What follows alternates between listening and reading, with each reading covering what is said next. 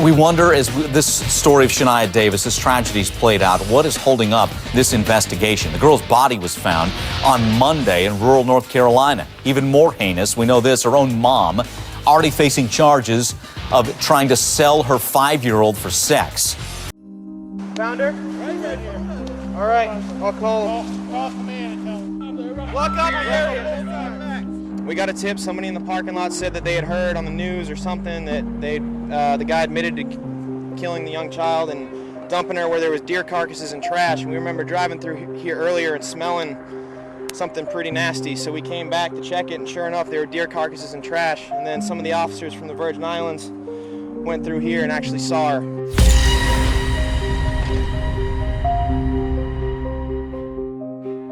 It was a quiet morning, just like any other. A mother woke up, stepped into the hallway, and froze. Her daughter's bedroom door was still slightly ajar, but the little bed where the girl always curled up each night was empty. No sound, no sign, not even a note. Police were called. The media got involved. Locals shared her photo and tried to retrace the child's last known steps. Then, surveillance footage revealed something no one expected.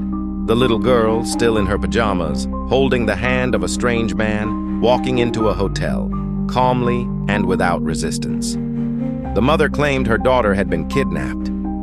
But the truth stunned the entire nation. She had handed her child over to that man in exchange for drugs. The child's body was discovered not long after by the side of a remote road more than 30 miles from home. She was still wearing the same pajamas. Her neck had been strangled, and on her innocent face were the final traces of helpless terror. That was the price of misplaced trust, and the reminder that sometimes the traitor isn't someone outside. Sometimes they've been inside all along. People thought that after the Shania Davis case, society had learned its lesson, that no one would dare to do such a thing again, that children would be safer. But 15 years later, in a quiet rural town in Nova Scotia, Canada, 2 more children vanished overnight. Lily, 6 years old, and Jack, 4. No cameras, no screams, no forced entry. The house was untouched. Everything was in place, except for the children. The mother told police, "I woke up, and they were just gone." And from that moment, a new case began, not with victims or suspects, but with silence. A kind of silence only small, peaceful towns are used to. 2 cases. One in Fayetteville, North Carolina. One in Nova Scotia, Canada. Separated by nearly 2 decades. But the deeper investigators dug through witness statements, behavioral patterns, and psychological profiles, the more disturbing the similarities became. It wasn't just a disappearance, it was a pattern, a chain reaction, a hidden danger buried inside families that seemed perfectly normal on the outside. In the next chapter, we'll dive deep into the case of Shania Davis, the little girl who stunned an entire country. And what happened to her may be the key to understanding what's truly going on with Lilly and Jack Sullivan. Because the most terrifying thing isn't when one child goes missing. It's when 2 disappearances in 2 different countries start looking too similar to be a coincidence. There were no screams, no broken locks, no bloodstains, no signs of a violent abduction. In both the case of Shania Davis and the disappearance of Lilly and Jack Sullivan, what terrified people wasn't what was found, but everything that wasn't. Both incidents began in eerie silence. No chaos, no resistance, not a single clue that the children ever fought back. I woke up this morning and my daughter was not in the house. I don't know if she walked out. I don't know what's going on, but she's not here. How old is your daughter? She's 5. On the morning of November 10th, 2009, in Fayetteville, North Carolina, Antoinette Davis reported to police that her 5-year-old daughter, Shania, had gone missing in her sleep. Police initially treated it as a kidnapping, but within hours, a detail emerged that changed the entire course of the investigation. Security footage from the Comfort Suites Hotel in Sanford, more than 30 miles away, showed Mario Andrette McNeil carrying Shania, still dressed in her pajamas, into an elevator at around 6:11 a.m. No panic, no struggle. The girl walked with him as if they knew each other. And in fact, they did. Mario McNeil wasn't a stranger. He was someone Shania's mother had willingly handed her over to. During the investigation, prosecutors and FBI investigators confirmed that Antoinette Davis had given Shania to McNeil as part of a deal involving drugs. That's right. A 5-year-old child was handed over to settle a drug debt. The story didn't end at the hotel. 2 days later, Shania's body was found in a wooded area in Lee County, dumped along a dirt road. She had been assaulted and strangled to death. She was still wearing the same pajamas seen in the hotel footage. The autopsy concluded she died from asphyxiation. DNA evidence linked McNeil directly to the crime. With overwhelming evidence, McNeil was convicted of kidnapping, assault, and first-degree murder, and was sentenced to death in 2013. Antoinette Davis, the child's mother, was sentenced to 17 to 21 years in prison for charges including human trafficking of a minor, filing a false police report, and conspiracy to commit kidnapping. What shocked the public wasn't just the nature of the crime, but how easily it happened. A drug-addicted mother, living in unstable conditions, who had previously lost custody of her children, simply asked to get her daughter back, and did so without any oversight, no scrutiny, no intervention. No one questioned it. No agency stepped in before the tragedy unfolded. The system let it happen, as if it were routine.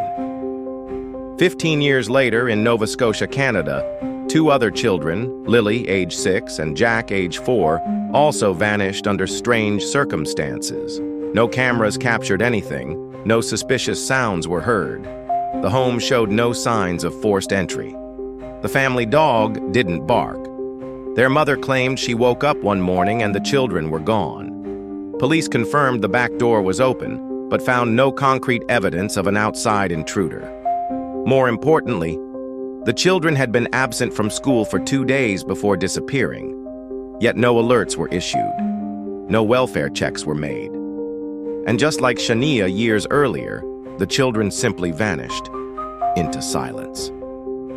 What makes these 2 cases eerily similar isn't the crime itself, but the way the system failed to prevent it. In both situations, there were glaring red flags that no one acted on: lax child custody enforcement, lack of community oversight, and, most dangerously, blind trust placed in someone just because they were labeled family. Shania didn't resist being carried away because she didn't believe she was in danger. She thought it was allowed, even approved, by her mother. Lily and Jack, if they truly left the house with someone, may not have resisted either, because the person who took them might have been someone they knew, someone they trusted, someone they called stepfather. Once again, the danger may not have come from outside the house, but from inside it, just like with Shania. And if that's the case, what's happening in Nova Scotia isn't just a disappearance. It's a tragedy that already has a precedent.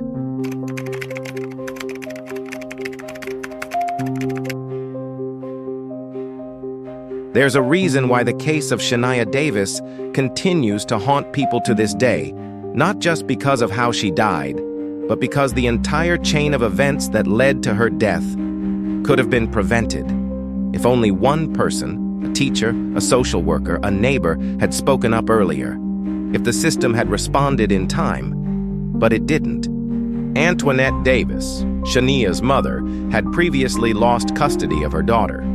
She lived in a chaotic environment, unstable income, a rocky relationship, and, according to welfare reports, had once been suspected of drug use. And yet, for reasons still unclear, Antoinette was granted custody again, with virtually no conditions. No supervision, no follow-up, no warnings. The child was simply handed back. In the days before Shania disappeared, there were no surprise visits from social workers, no calls from school. No one asked. Why was this child, once safe with her father, being returned to a home where her mother had no stable income and was living with a man who had no blood relation to her? No one raised questions. Not a single voice. And then, the child was handed over by her mother to Mario McNeil, like a bargaining chip used to settle a drug debt. We tend to think tragedies like these only happen in broken communities, places where violence and crime are part of daily life. But that mindset is dangerous because it blinds us to the small warnings, the kind that feel so ordinary, we overlook them. In Shania's case, that small warning could have been a little girl missing a few days of school, a mother with a history of losing custody, but no one checking in, a vague connection between the mother and a strange man, a silent neighborhood. And in the case of Lilly and Jack in Nova Scotia, Canada, those same small warnings seem to appear again. 2 children absent from school for 2 days. No reports, no home visits. According to some online sources, the mother allegedly wrote that she wanted to disappear with her kids, then deleted the post. No one followed up. No screenshots. Everyone assumed she probably didn't mean it. But did she? A mother later told police she woke up and her children were simply gone. No sound, no mess. The door wasn't broken. Everything was quiet. Too quiet. Just like Shania. A little girl walked with a man preparing to do the unthinkable, without screaming. Because she believed her mother had said it was okay. If there's anything we should have learned from Shania Davis's case, it's this. Tragedies rarely begin with a single act. They begin with gaps, with unanswered questions, with moments no one double-checked.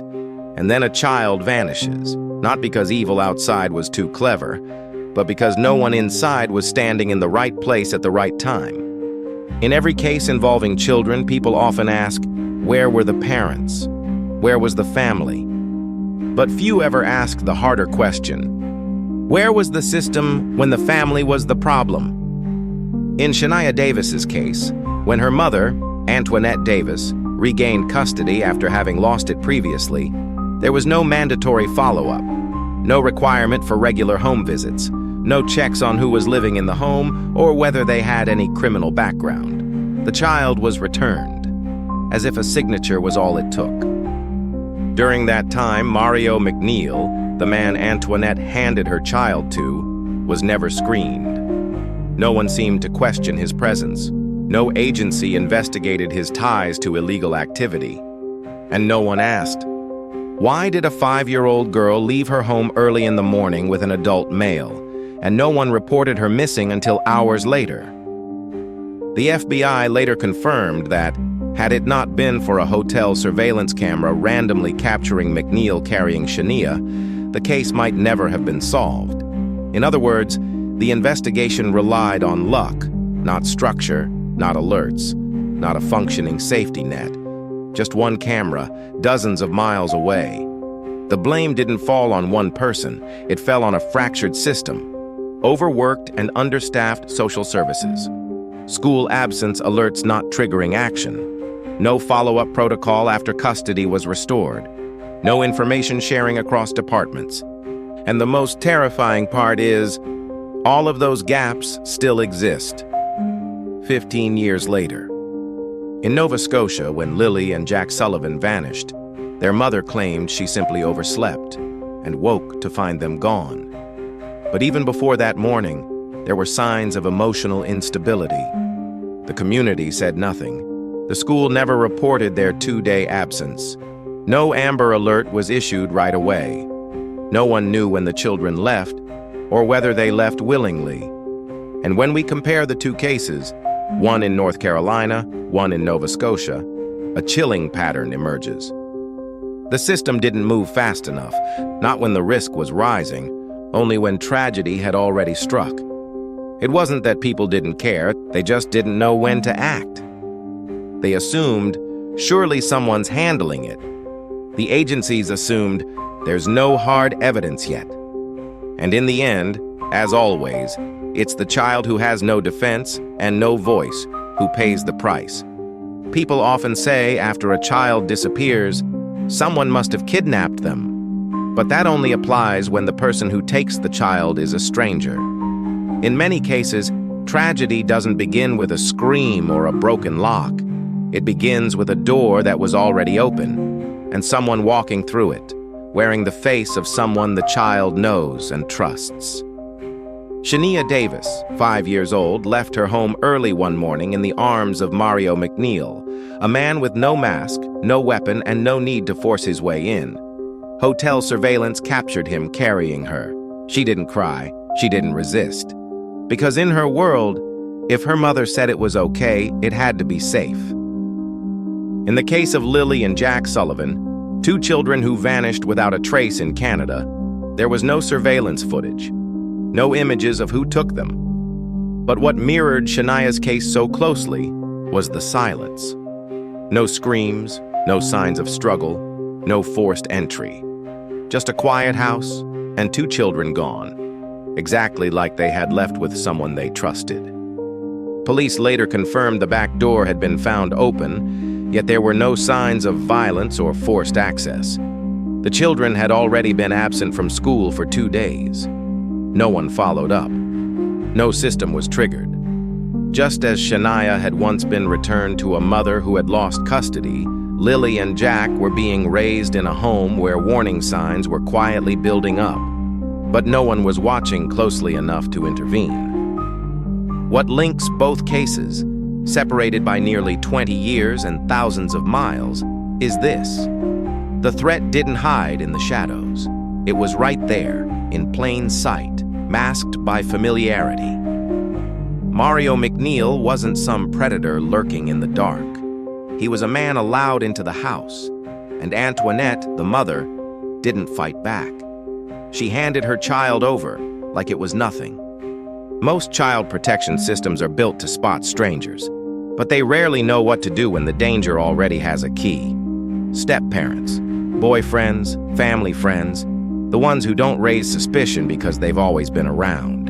And yet these are often the people with the most access and the least scrutiny. In both cases, the most painful truth is that the children had no idea they were being betrayed. They didn't scream because they didn't know they should. They trusted their mother. They trusted the person she trusted. They believed they were safe.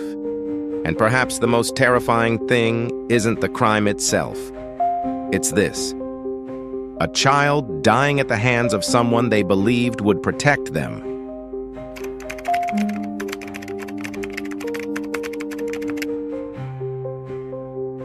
From the very beginning, Antoinette Davis told police her daughter Shania had been kidnapped. A child missing from her bed. No noise, no blood, no witnesses. A perfect story, if it had been true. But what followed told a different tale. Investigators quickly discovered hotel surveillance footage showing Mario McNeil carrying the 5-year-old into an elevator in Sanford. And just like that, Antoinette's story began to fall apart. She knew who McNeil was. She knew why he came. And according to court documents, she was the one who handed Shania over. So when she called the police, she wasn't panicking. She was covering up. Covering a decision that deep down, she must have known would damn her in the eyes of the world. Her behavior was controlled from the start. She acted distraught, gave a timeline, but never mentioned who visited her home. She cried, but never once asked, "Where's my daughter?" This is what many investigators call calculated victimhood, when the perpetrator steps into the role of the grieving parent to mislead police, misdirect public attention, and buy time.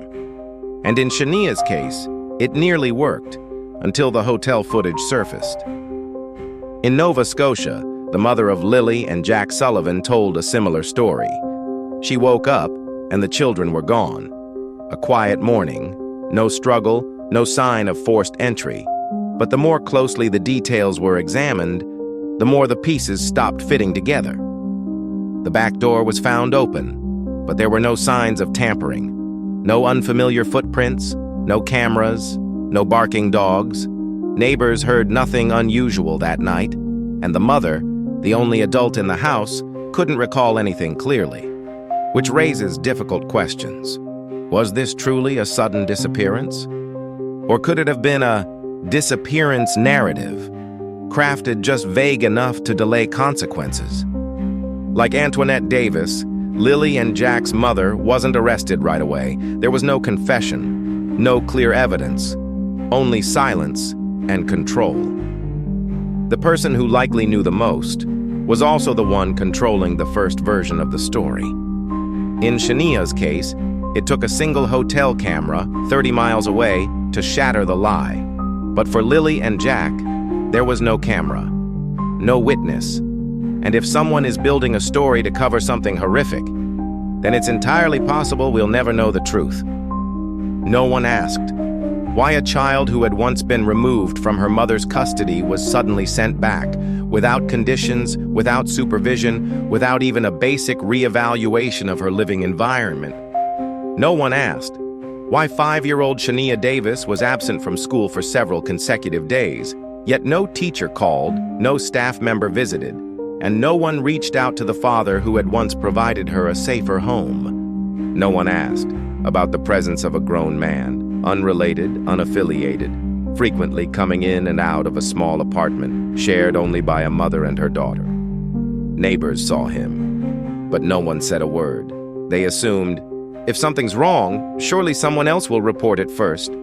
No one asked why, in a community with a history of domestic-related incidents, no social worker ever stopped by unannounced, especially when the mother had previously been flagged for welfare monitoring. No one asked why everyone was so quick to trust the role of mother, as if carrying the title meant a person could never be the first link in a chain of harm. And the result? A 5-year-old girl was carried out of her home in broad daylight, past dozens of eyes, and no one did anything. No one stopped it. No one called the police. No one asked Shania, "Are you okay?" Lilly and Jack disappeared under the same kind of silence. And once again, no one asked. Why had they missed 2 days of school with no formal report filed? Why was the back door found wide open, yet no dog barked, no neighbors heard a sound, no security camera captured movement, and yet the community readily believed the children had simply wandered off? These questions should have been asked long before things became irreversible, but no one asked. And when no one asks, crime moves freely, unchecked, unchallenged, unnoticed. We often look at perpetrators and ask, why did they do it? But perhaps the more urgent question is, how many people saw something and chose to stay silent? Because a crime doesn't always need an accomplice. Sometimes it just needs enough people to do nothing at all. Shania Davis, 5 years old. Lilly Sullivan, 6. Jack Sullivan, 4.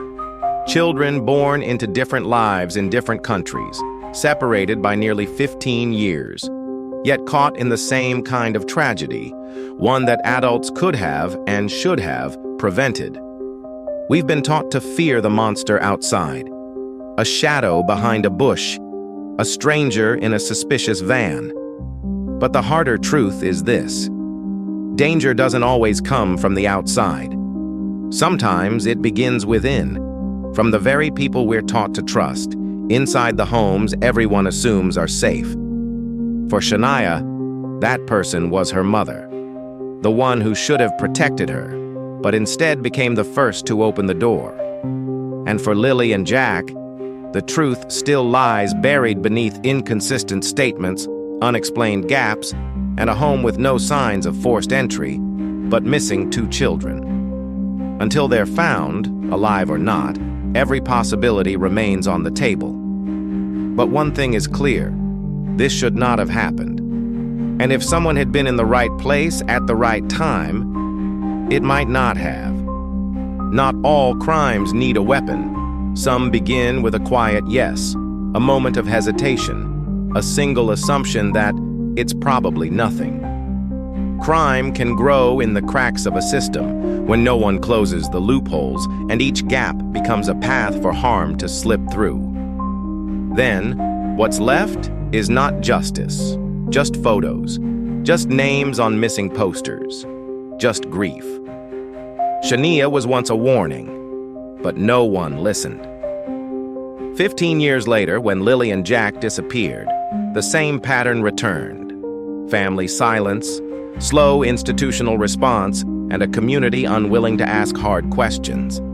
Everyone thought someone else would be responsible. And that's exactly how tragedies repeat. One piece at a time, one child at a time. The question now isn't who did this. It's how many more times will we let this happen? How many more children must disappear or die before we finally change how we act? And if the truth about Lilly and Jack one day reveals a story eerily similar to Shania's, will we still call it a tragedy? Or will we finally call it what it is? A consequence. Because when a child goes missing, the worst part isn't that we can't find the culprit. It's realizing we all saw something and did nothing. If you believe what happened to Shania, and possibly to Lilly and Jack, should never be forgotten, leave a comment, even a sentence, a name, a reminder that someone is still paying attention. Because stories like this disappear faster than we think. And if you believe more people should hear this, share the video, not for views, but because the more people ask questions, the fewer children have to suffer in silence. And if you want to stay updated on what happens next with Lilly and Jack, or other cases that echo the same patterns, consider subscribing. So that if one day the truth does come to light, you'll be one of the first to know that someone finally spoke up.